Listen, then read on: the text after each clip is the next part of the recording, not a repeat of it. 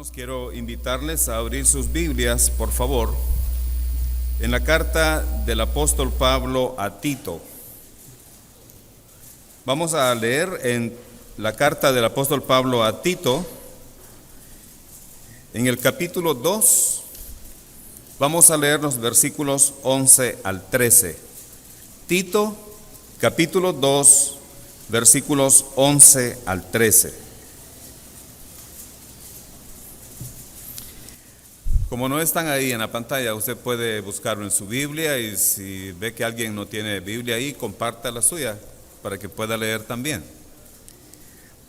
Dice la Escritura así, hermanos, Tito capítulo 2, versículos 11 al 13.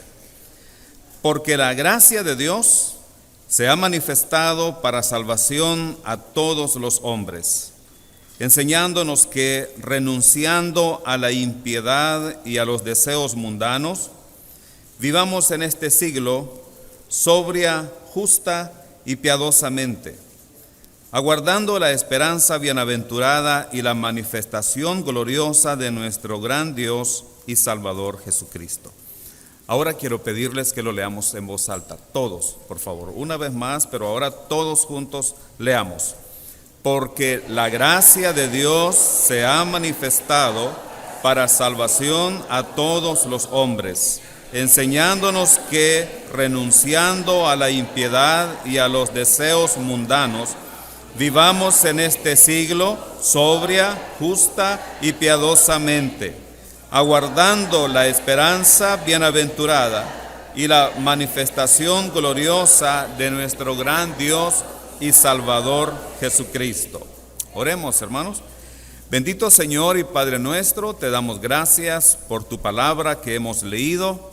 Gracias, Señor, porque tu gracia maravillosa se extiende a cada uno de nosotros constantemente.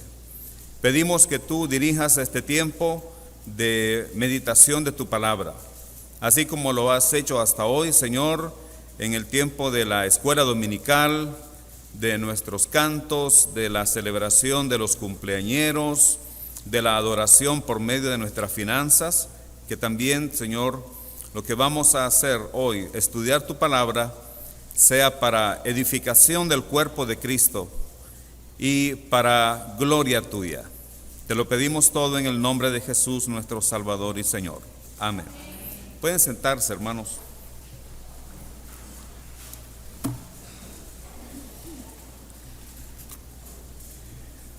Qué bueno es estar en este lugar.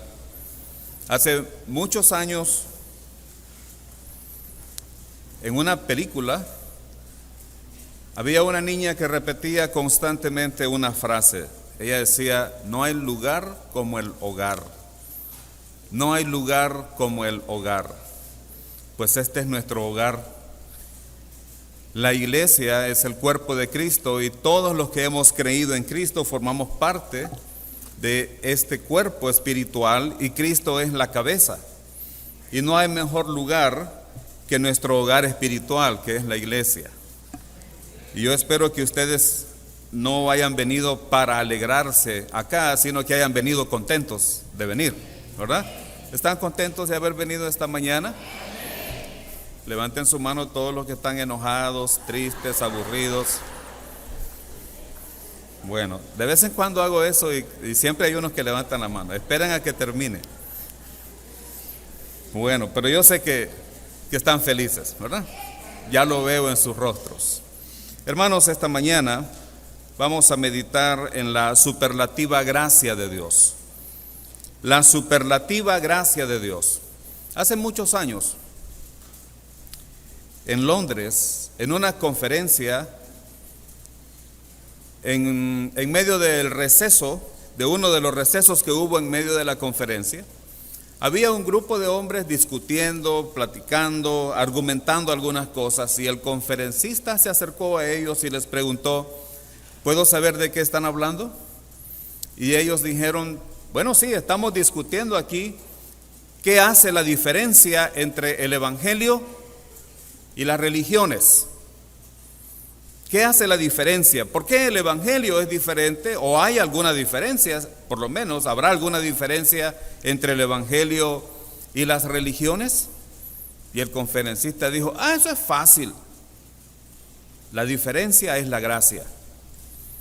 El Evangelio nos habla de la gracia de Dios. Las religiones hablan de hacer obras, hablan de hacer cosas para ganar la salvación. La gracia no está presente en el islamismo, en el hinduismo o en cualquier otra secta o religión.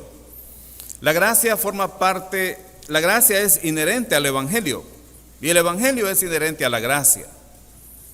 Este hombre que daba la conferencia se llamaba Louis Sperry Chafer, uno de los grandes escritores de muchos libros y documentos acerca del Evangelio y acerca de la gracia de Dios.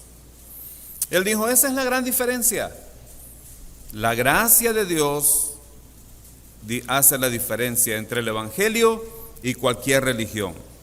Ahora, pensando en el tema, la superlativa gracia de Dios, ¿qué significa la palabra superlativo?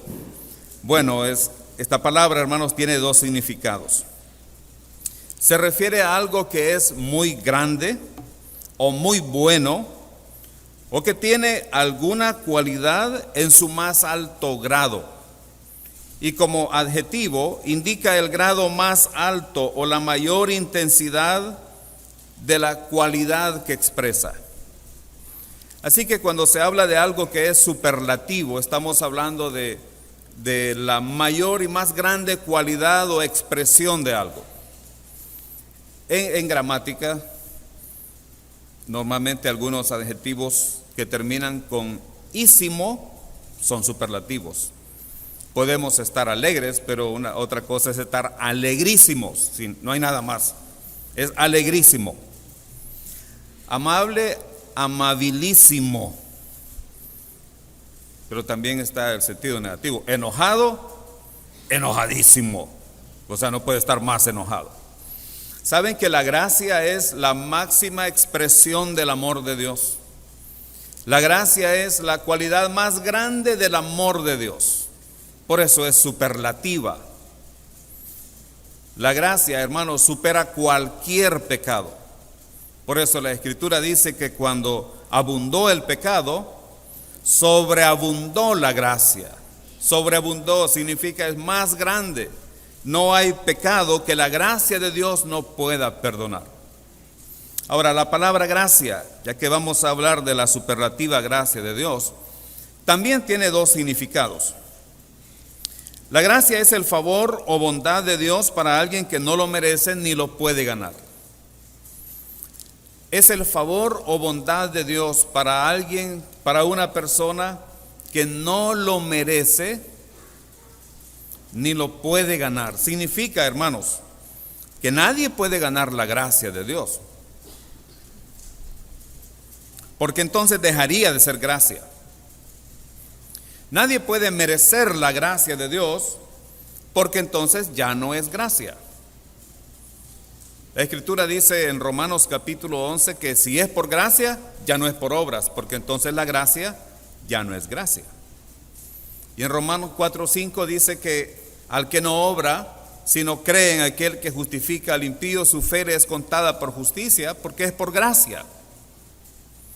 Entonces, cuando hablamos de la gracia, hablamos de la bondad de Dios en su máxima expresión para una persona que no merece esa gracia. Ninguno de nosotros, los que estamos aquí ahora, merece la gracia de Dios. Nadie de los que están afuera merecen la gracia de Dios. Porque si alguien llegara a merecerla, deja de ser gracia. Nadie puede ser tan bueno para ir al cielo que pueda llegar por sus propios méritos. Solo hay una manera en que usted puede ser bueno para llegar al cielo. Si usted es tan bueno como Dios. Y si usted es tan bueno como Dios es bueno, usted va a ir al cielo por ser bueno. Pero entonces tendríamos un problema. Habría dos dioses. Usted sería otro Dios. Y eso es imposible. De manera, hermanos, que cuando hablamos de la gracia, de la superlativa gracia de Dios, estamos hablando del amor de Dios en su máxima expresión para aquella persona que no merece ese amor, que no ha hecho nada para ganar ese amor, pero Dios quiere darlo. Sin embargo, en la Biblia la palabra gracia tiene otro significado. También se usa en la Biblia la palabra gracia para hablar de una actitud de gratitud que debe tener todo creyente ante las bendiciones recibidas de Dios. También la misma palabra griega que se usa para hablar de la gracia de Dios se usa muchas veces para hablar de una actitud de gratitud que nosotros debemos tener por todas las bendiciones que Dios nos ha dado. ¿Usted sabe cuántas bendiciones ha recibido de Dios? ¿Usted tiene idea de cuántas bendiciones ha recibido de Dios? Vi un estudio de un pastor y este estudio se llama 215 cosas que recibimos en el momento de la salvación. Y yo no puedo recordar 215 cosas, pero sí puedo recordar un versículo que me gusta mucho y es un versículo que me encanta y que está en Efesios capítulo 1 versículo 3, que dice: bendito sea el Dios y Padre de nuestro Señor Jesucristo, que nos bendijo con toda bendición espiritual en los lugares celestiales en Cristo. Él ya nos bendijo. Él ya le ha dado sus bendiciones a usted. Toda bendición espiritual nos la ha dado. Y estas bendiciones no está hablando de cosas terrenales, porque están en los lugares celestiales en Cristo. Tenemos que aprender a ser agradecidos con Dios, a mantener una actitud de gratitud ante todas las bendiciones que recibimos de Dios. Entonces, cuando pensamos en la gracia, pensamos en el favor de Dios para nosotros, en cómo Dios nos mostró su gracia enviando a su Hijo a morir por nosotros en la cruz. Pero también la gracia debe reflejarse en nosotros como una actitud de gratitud para Él, una actitud diaria por todo lo que Dios ha hecho por nosotros, por ese amor que nos ha dispensado sin merecerlo. Saben, hermanos, la gracia es como un diamante. Un diamante es una piedra, pero no cualquier piedra. Más bien es carbón que se ha cristalizado a grandes presiones y temperaturas. Y es una piedra preciosa. Y el diamante, una vez que se pule, tiene siempre muchos ángulos. Y cuando la luz lo ilumina, brilla de muchas maneras. Es una piedra preciosa que tiene esa característica porque es un cristal. Es un cristal que al recibir la luz refleja y da muchos destellos. Pues así es la gracia de Dios. Podemos ver la gracia de Dios desde muchos ángulos y siempre es maravillosa. Podemos estudiar la gracia de Dios y apreciar la gracia de Dios en muchos pasajes de la Escritura y siempre es algo maravilloso. Siempre es algo valiosísimo.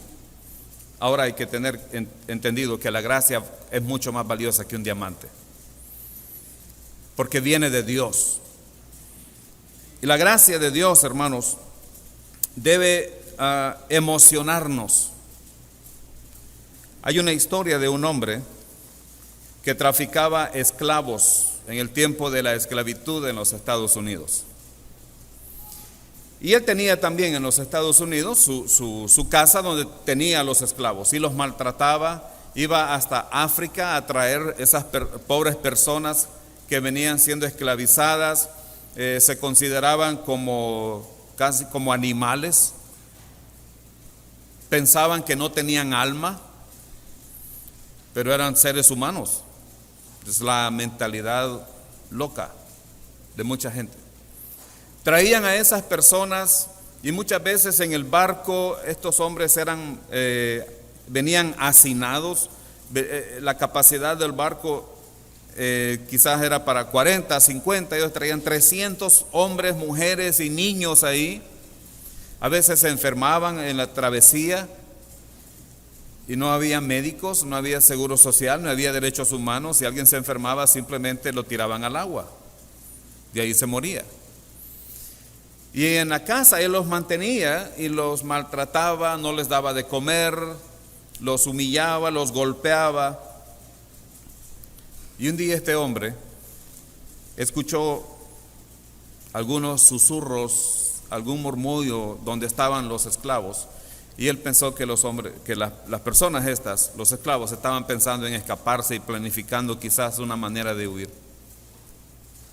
Y él tomó a un esclavo que ya estaba con él de mucho tiempo y entendía los idiomas que ellos hablaban. Y llegó a ese hombre y le dijo: quiero que me digas todo lo que estos están diciendo, porque si están pensando en escapar, se van a acordar de mí toda su vida. Como eran sus esclavos, él podía cortarles una mano, sacarles un ojo, cortarles la lengua, cortarles un pie, y que no era problema, eran sus esclavos. Así que ellos se acercaron a escuchar lo que estaban hablando aquellas personas dentro del lugar donde estaban ahí como esclavos. Y el traductor comenzó a traducir todo lo que ellos estaban hablando. Aquellas personas estaban orando y estaban diciendo: Señor, bendice a nuestro amo, bendice a su familia, bendice su vida, y no tomes en cuenta todas las cosas que nos ha hecho. No tomes en cuenta el mal que nos hace. El hombre terminó llorando y regresó a su casa. Y él escribió algo que quizás ustedes han oído. Hay un canto que dice: maravillosa gracia vino Jesús a dar, más alta que los cielos, más honda que la mar, más grande que mis culpas. Clavadas en la cruz es la maravillosa gracia de Jesús. Eso es la gracia, hermanos. Aquel hombre no merecía que sus esclavos oraran por él, pero estaban orando para que el Señor no tomara en cuenta todo el maltrato que ellos hacían. Bueno, la gracia es así. Hay muchas maneras de ver la gracia. Hoy quiero que veamos la gracia desde 3 puntos de vista. La superlativa gracia de Dios que nos muestra este pasaje de Tito, capítulo 2, versículos 11 al 13. En primer lugar, la superlativa gracia de Dios provee salvación para los no salvos.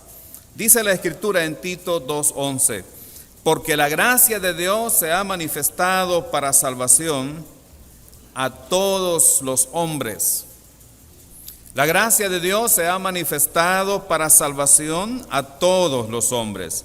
La palabra manifestación en griego es la palabra epifanía, que significa literalmente una explosión repentina de luz. Una explosión repentina de luz. Esta manifestación, hermanos, ocurrió cuando Jesucristo nació como hombre. No es que no había gracia antes de que Cristo naciera, antes de que Dios enviara a su Hijo, había gracia desde el Antiguo Testamento. Pero la manifestación de Dios, de la gracia de Dios, se dio en su más grande expresión cuando Jesús nació. Y por eso el apóstol Juan escribe en Juan capítulo 1, versículos 4 al 5 estas palabras: en él estaba la vida, y la vida era la luz de los hombres.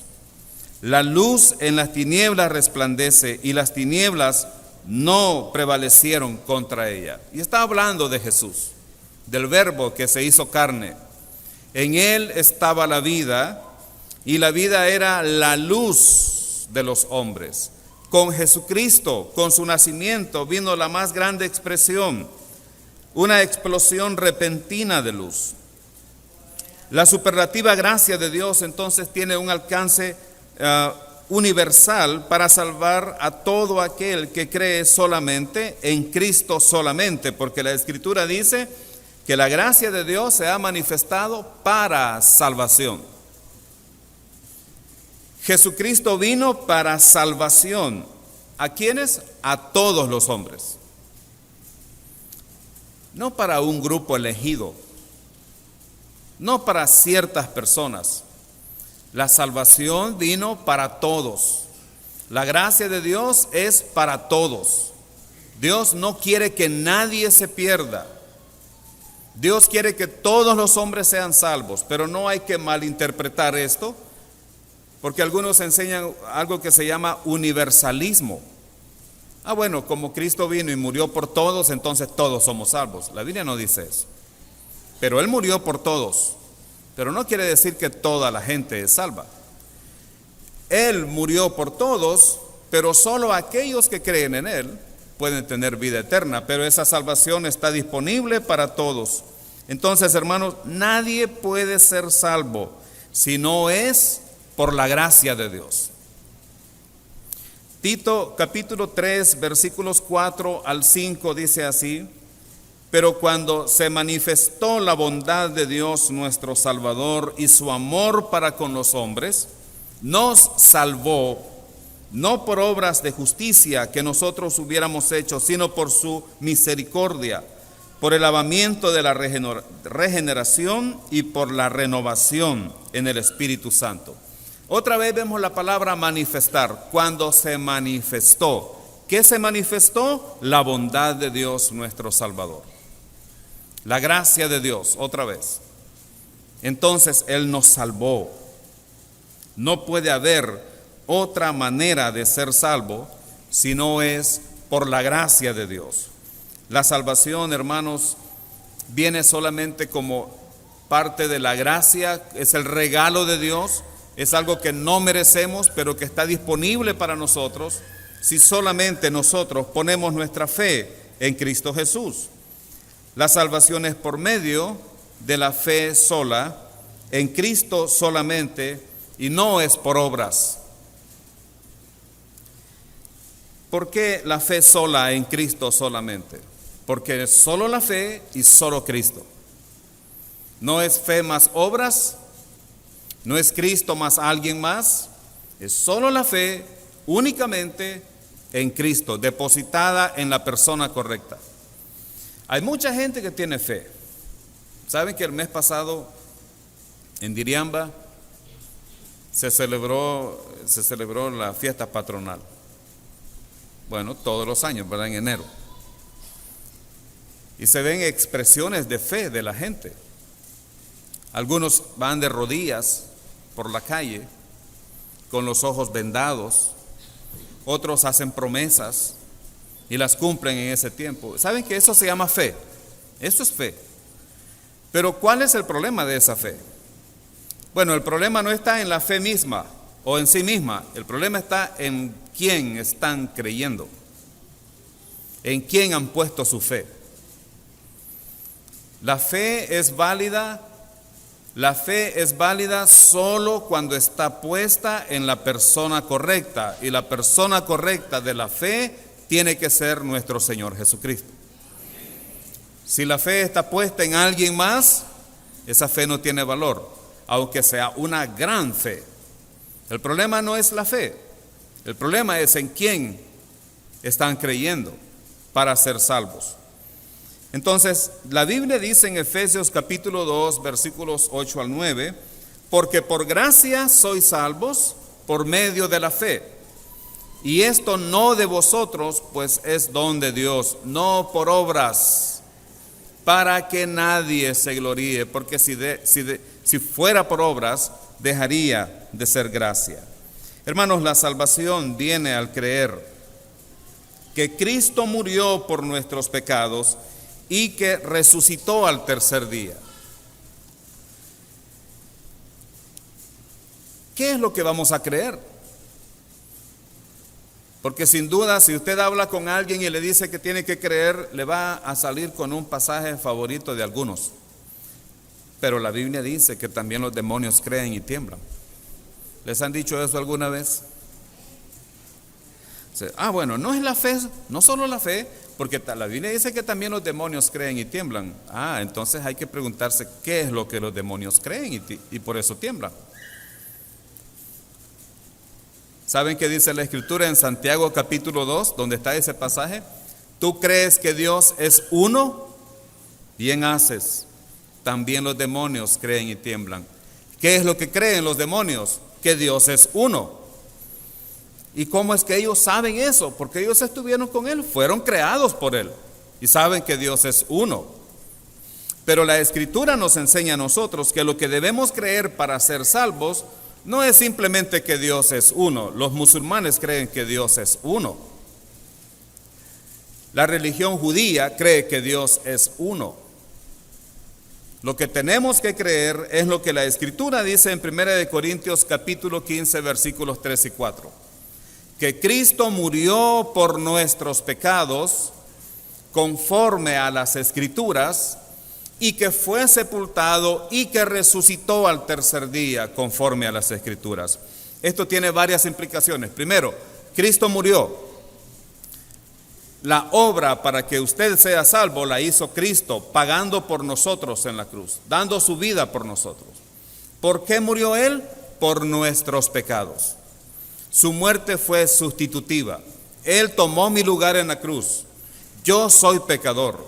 Yo he ofendido a Dios. Lo bueno es que no solo yo. La Biblia dice, por cuanto todos pecaron. Y como resultado de eso, están destituidos de la gloria de Dios.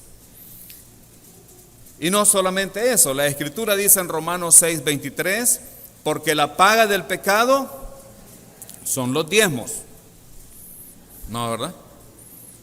No dice que es el diezmo. Porque la paga del pecado es comprar una Biblia grandota. No es eso. Hay mucha gente que tiene una Biblia así de grande en su casa y esa no es la paga del pecado. ¿Cuál es la paga del pecado?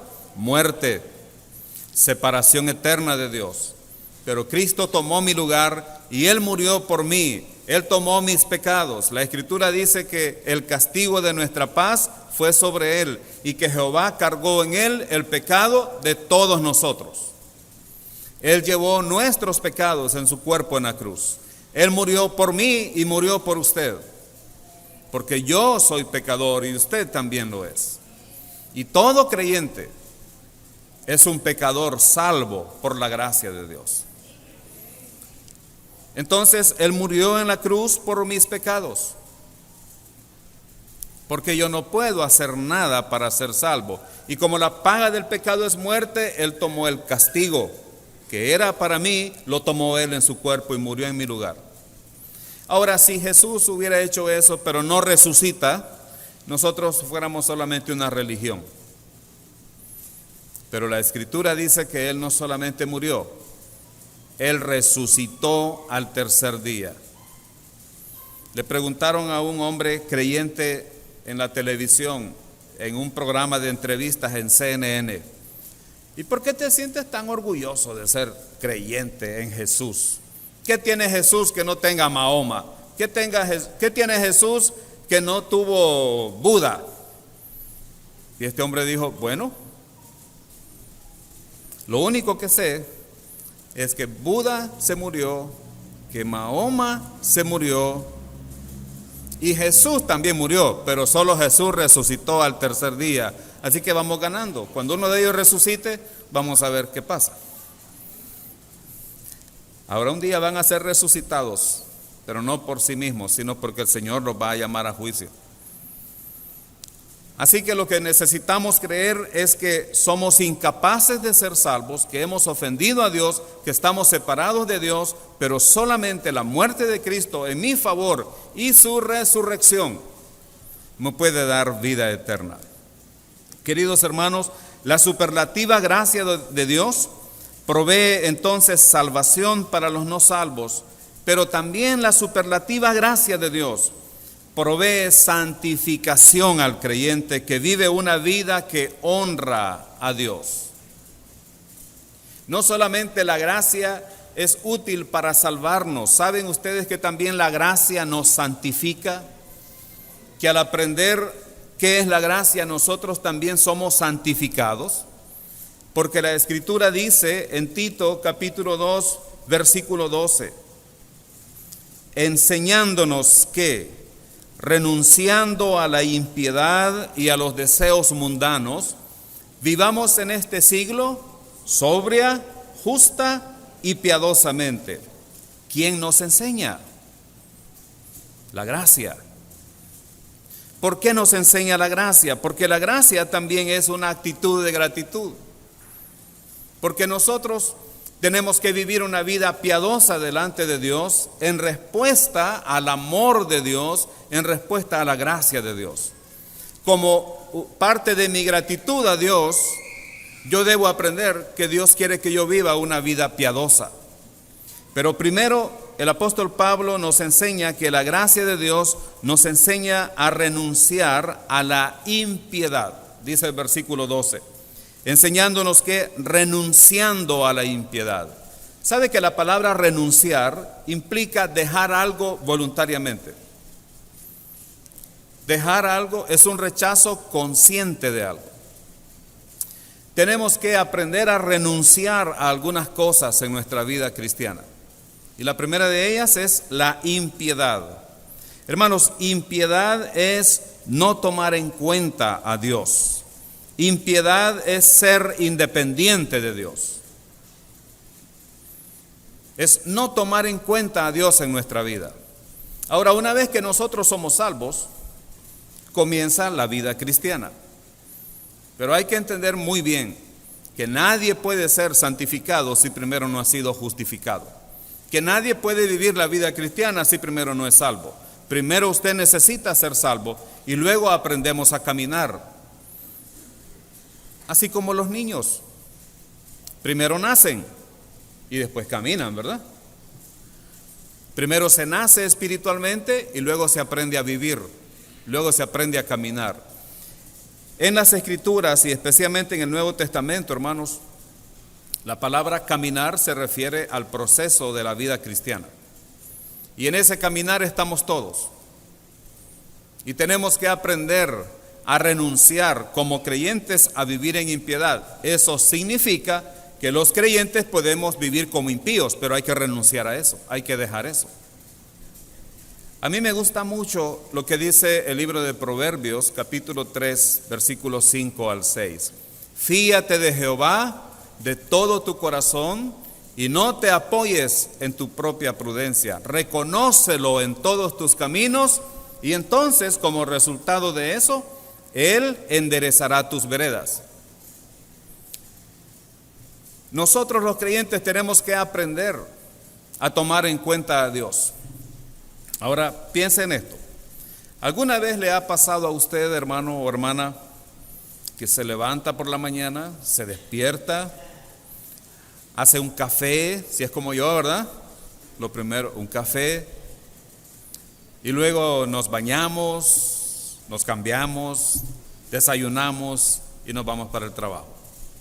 Ya trabajamos, a las 12 salimos del trabajo, almorzamos y regresamos al trabajo. Y salimos no sé a qué hora, 5 o 6 de la tarde, 4 de la tarde. Regresamos a la casa, estamos con la familia, cenamos, vemos las noticias, nos acostamos y no hubo ni siquiera un momento para tener comunión con Dios. ¿Le ha pasado alguna vez eso? Que pasamos todo el día y no nos acordamos del Señor. No hay un pasaje en la Escritura para recordar. Saben que eso es no tomar en cuenta a Dios y eso también es impiedad. Impiedad no solamente es andar haciendo cosas malas en la calle, borracho, de adúltero. Impiedad es vivir una vida que no toma en cuenta a Dios, aún siendo creyentes. Lo triste es que a veces no pasa un día, pasa 2 días, pasa 3 días, pasa una semana, pasa 2 semanas, pasa un mes y vivimos sin tomar en cuenta a Dios. Los creyentes vivimos como impíos cuando no tomamos en cuenta al Señor en todas las áreas de nuestra vida y simplemente hacemos lo que bien nos parece, como lo hacían en el libro de Jueces. La Escritura dice que tenemos que la gracia nos enseña a renunciar a ese estilo de vida.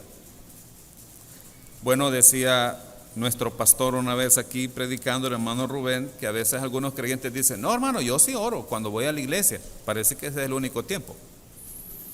O sea que si se enferma 6 meses y no viene los 6 meses a la iglesia, ni lee la Biblia, ni piensa en el Señor, ni ora, ni busca comunión con Dios, eso es vivir en impiedad.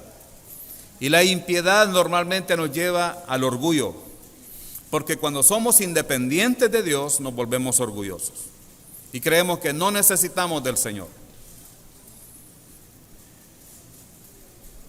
Eso le pasa a cualquier creyente, sea pastor, diácono, maestro de escuela dominical, o cualquier creyente pasa eso. No crean que eso no pasa con pastores también, porque somos seres humanos y nos ocurre. Tenemos que aprender a renunciar a la impiedad, pero también la gracia de Dios nos enseña a renunciar a los deseos mundanos. Y esto es increíble, ¿saben? Dice la Escritura en Tito 2:12, enseñándonos que renunciando a la impiedad y a los deseos mundanos. Y está hablando a creyentes, porque Pablo dice enseñándonos a nosotros. ¿Todavía tenemos deseos mundanos? Por supuesto. Tenemos una naturaleza pecaminosa que nos inclina al pecado, que nos inclina a hacer todo aquello que no es agradable a Dios. Pero el problema, hermanos, no es desear, porque todos tenemos deseos. Ya van a ser las 12, ya nos van a dar deseos de algo, ¿verdad? Tenemos deseo de comer. Espero que algunos no tengan deseo ya de irse. Esperen a que termine el mensaje, pero los deseos no son malos por sí mismos. ¿Saben? El problema no es desear. El problema es lo que deseamos. Lo que deseamos puede ser pecaminoso. Lo que deseamos puede ir contra la voluntad de Dios. El problema es que deseamos el mundo con sus engaños. Renunciar a los deseos mundanos significa dejar aquellos deseos que van contra la voluntad de Dios, que son contrarios a la palabra de Dios. Y todavía tenemos esos deseos. Cuando alguien, si usted va manejando por las calles de Managua y algún motociclista se le cruza imprudentemente y usted casi lo golpea, ¿usted qué dice? O por lo menos, ¿qué piensa? Mejor no digan, mejor no me digan, ¿verdad? Porque si ustedes me dicen, les voy a tener que contar yo lo que pienso también. Esos deseos pecaminosos, hermanos, que vienen a nosotros, es porque tenemos una naturaleza pecaminosa, pero Dios no nos ha dejado solos por eso. Pero quiero que veamos lo que dice Primera de Juan, capítulo 2, versículos 15 al 16. El apóstol Juan dice: no amen al mundo ni nada de lo que hay en él. Si alguien ama al mundo, no tiene el amor del Padre. Significa no está en comunión con el Padre. Porque nada de lo que hay en el mundo, los malos deseos del cuerpo, la codicia de los ojos y la arrogancia de la vida proviene del Padre, sino del mundo. Hay 3 cosas aquí que hay en el mundo. Los malos deseos del cuerpo. Bueno, ya dije que no todos los deseos son malos, pero hay malos deseos que entran por los ojos, por los oídos, por nuestros sentidos.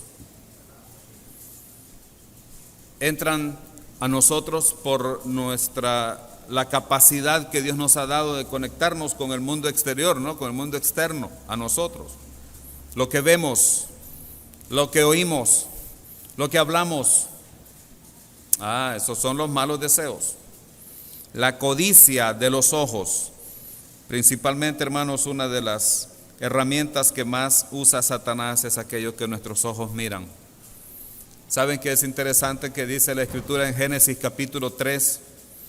Que después de que la mujer habló con la serpiente, vio que el fruto era bueno. Pero es que nunca lo había visto antes. Sí, ya lo había visto probablemente, pero ahora lo ve en una manera distinta. ahora lo ve en una manera diferente, ya está codiciando. El fruto estaba ahí. Y yo creo, por lo que dice la Escritura, que el fruto del árbol de la ciencia del bien y del mal, yo creo que no era un coco, hermanos, porque es muy difícil llegar hasta allá arriba. Pienso que estaba al alcance de la mano. Y la mujer lo vio. Pero ahora está viendo de una manera diferente. ¿Saben que nuestras miradas también reflejan lo que nosotros somos y lo que estamos pensando? Y debemos cuidarnos de eso. Y también dice la Escritura, la arrogancia de la vida, el orgullo, la soberbia, todo eso hay en el mundo y no proviene del Padre, sino del mundo. Y nosotros tenemos en la Escritura algunos ejemplos como Sansón. Sansón era un hombre para quien Dios tenía un gran propósito. Desde antes de que naciera, Dios habló que tenía un propósito para él. Pero Sansón fue un hombre que amó el mundo e hizo muchas cosas malas. Entre ellas, dice la Escritura en Jueces, capítulo 14, versículos 1 al 3, descendió Sansón a Timnat y vio en Timnat, vio en Timnat, una ciudad que no era hebrea, a una mujer de las hijas de los filisteos. Él la vio. Es que él no tenía que estar ahí, pero ahí andaba. Como dice un hermano, si usted no quiere resbalar, pues no se mete en lugares resbalosos, ¿verdad? Si no queremos resbalar, ¿qué andamos haciendo en lugares resbalosos? Pero ahí andaba Sansón. Vio a una mujer de las hijas de los filisteos y subió y lo declaró a su padre y a su madre diciendo, yo he visto en Timnat una mujer de las hijas de los filisteos. Os ruego que me la toméis por mujer. Y su padre y su madre le dijeron, no hay mujer entre las hijas de tus hermanos, ni en todo nuestro pueblo, para que vayas tú a tomar mujer de los filisteos incircuncisos. Y Sansón respondió a su padre, tómame esta por mujer, porque ella me agrada. ¿Acaso él era ignorante de la ley de Dios? ¿Acaso él no sabía que no debía tomar mujer de otra raza que no fuera de su pueblo? ¿Él era ignorante? No, él sabía. Entonces no pecó por ignorante, pecó por rebelde. Porque cuando nosotros podemos pecar por ignorancia, hermanos, no sabemos las cosas. ¿Saben? Cuando usted va a ciertos lugares como restaurantes o ciertas oficinas, ve una puerta que dice solo personal autorizado. ¿Han visto esas puertas o esos rótulos? Solo personal autorizado. Y si usted no trabaja ahí, ¿qué quiere decir para usted eso? No pase por aquí. Pero si no hay un rótulo, si no hay nada que diga que eso es que está prohibido para usted, usted puede entrar y aunque sea prohibido, usted puede decir, pero yo no sabía, ahí no hay un rótulo, yo no lo vi, ahí no hay nada. Y aún así sería algo incorrecto. Pero si hay un rótulo y usted ya entra así, entonces ya no lo hace por desobediencia, ya no lo hace por ignorancia, ya lo hace por rebeldía. Yo sé que no debo entrar, pero yo quiero entrar. Sansón era un hombre que por andar en lugares donde no debía andar, vio algo que no debía ver y lo tomó para sí. Aún con el consejo de sus padres, pero hijo, ¿no estás viendo que esa es una mujer de los filisteos? ¿Acaso no hay muchas mujeres aquí que puedes tomar? Y él dijo, pero esta me gusta. ¿Verdad que eso pasa todavía hoy? Hay muchos Sansones y Sansonas en las iglesias. Se fijan en quien no debían fijarse. Buscan afuera en lugar de pedir a Dios que les provea una esposa o un esposo y van a buscar afuera. ¿Saben qué he oído yo muchas veces? No se preocupe, pastor, lo voy a evangelizar primero y lo voy a ganar para Cristo. Y la experiencia dice que eso casi nunca funciona. La experiencia dice que en la mayoría de los casos es al revés. no lo trae a Cristo, pero el incrédulo se lo lleva. Y a veces los incrédulos pueden fingir que son creyentes hasta que se casan con la muchacha y no se vuelven a ver. Eso se llama rebeldía y son pasiones mundanas. Pero también, hermanos, tenemos el buen ejemplo de Moisés. Ustedes conocen la historia de Moisés, que fue dejado en el río y de ahí lo recogió la princesa, la hija de Faraón, y lo llevó al palacio. Y podemos imaginar nosotros, hermanos, la vida de Moisés en su niñez, en su adolescencia, en su juventud, en el palacio de Faraón, el imperio más grande de ese tiempo. Tenía para él todos los placeres, todo lo que él quisiera lo podía tener, porque era hijo de la hija de Faraón. Todos los placeres que él quisiera tener los tenía a la mano. Nada se le podía negar porque era de la familia de Faraón. Pero saben, la Escritura dice en Hebreos capítulo 11, versículos 24 al 26: por la fe Moisés, hecho ya grande, rehusó llamarse hijo de la hija de Faraón, escogiendo antes ser maltratado con el pueblo de Dios que gozar de los deleites temporales del pecado, teniendo por mayores riquezas el vituperio de Cristo que los tesoros de los egipcios. ¿Por qué lo hizo? Porque tenía puesta la mirada en el galardón. Teniendo todo para él, teniendo todo lo que él deseaba, dice la Escritura que por la fe él tomó la decisión de renunciar a todos los placeres y deleites temporales del pecado. Hay dos palabras claves aquí, y es que dice rehusó y escogiendo. Fue un acto voluntario. Él tomó la decisión de renunciar a llamarse y a tener un título de nobleza tan grande de aquel tiempo. Hijo de la hija de Faraón no era cualquier cosa. Y escogió otra cosa: ser maltratado con el pueblo de Dios. A veces los creyentes tenemos que rehusar a ciertas cosas, aunque eso nos lleve a ser maltratados. Pero que sea eso por nuestra fe, que sea eso por nuestras convicciones cristianas. A veces tenemos que rehusar a hacer negocios, tenemos que rehusar a participar de ciertas actividades, pero que sea por nuestra fe. Y si eso nos va a llevar a ser maltratados, ¿saben qué dice la Escritura? Jesús dijo: bienaventurados sois cuando por mi causa os vituperen y digan toda clase de mal contra vosotros mintiendo. Y Santiago dice que debemos tener por sumo gozo cuando nos hallamos en diversas pruebas, porque eso fortalece nuestro carácter. Entonces, el mal ejemplo de Sansón es contrastado en la Biblia con el buen ejemplo de Moisés. Teniéndolo todo para disfrutar de los deleites temporales del pecado, él escogió ser maltratado con el pueblo de Dios, porque tenía por mayores riquezas el vituperio de Cristo que los tesoros de los egipcios. Los tesoros de los egipcios, hermanos, no eran como lo que yo tengo en mi casa, una cajita así, ¿verdad? Bueno, no es mía, es de mi esposa, con unas cositas ahí bonitas. O sea, este es mi tesoro. Los tesoros de los egipcios eran para llenar salones como este hasta arriba. ¿Y qué dijo Moisés? Prefiero ir al desierto que estar aquí. Prefiero ser maltratado con el pueblo de Dios. ¿Usted prefiere ser maltratado o prefiere gozar de los deleites temporales del pecado? ¿Usted da testimonio de su fe en Cristo Jesús? ¿O usted y yo somos quizás como los camaleones? Nos adaptamos al ambiente.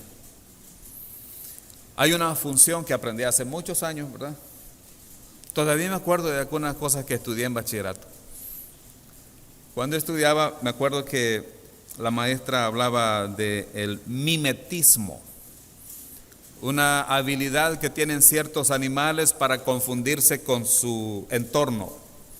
Los camaleones son los más famosos, pero saben, los pulpos también lo pueden hacer y muchos otros animales no se miran hasta que se mueven porque se parecen al entorno. Así hay creyentes. Creyentes dentro del templo, impíos afuera, en la oficina, en el mercado, en la casa, por donde sea. ¿Y saben por qué lo hacemos muchas veces? Porque no queremos sufrir por nuestra fe. Pero la gracia de Dios nos enseña eso.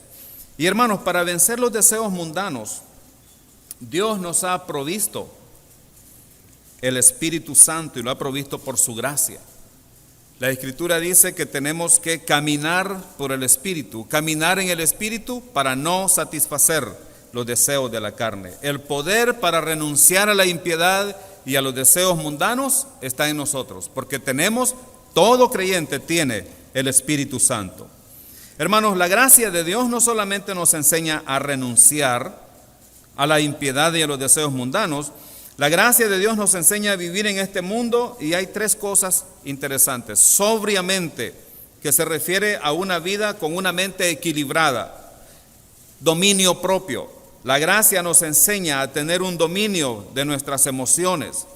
Tenemos que aprender a vivir justamente, que se refiere a una vida moralmente recta, que hace lo que es correcto con los demás, y también tenemos que aprender a vivir piadosamente, una vida que agrada a Dios. Entonces, la gracia de Dios no solamente nos ha salvado, también nos está enseñando a vivir en nuestra vida cristiana, renunciando a la impiedad, renunciando a los deseos mundanos, pero también tenemos que aprender a vivir sobriamente, tenemos que ser sobrios en nuestras emociones, en nuestra manera de pensar, equilibrados, con dominio propio. Tenemos que aprender a vivir justamente, haciendo lo que es justo con los demás y también una vida piadosa que se refiere a nuestra relación con Dios.